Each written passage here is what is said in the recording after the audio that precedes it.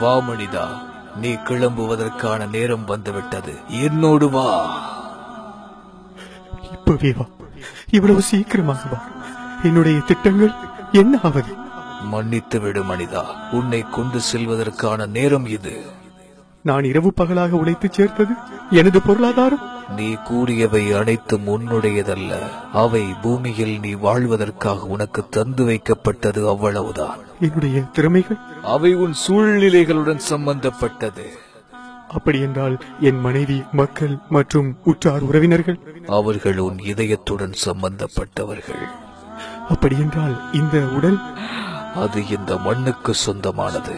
என்னுடையது என்று இந்த உலகிலே எதுவுமே இல்லையா? நான் எதையும் எடுத்துச் செல்ல முடியாதா? நீ வாழ்ந்த ஒவ்வொரு நொடி மட்டுமே உன்னுடையது.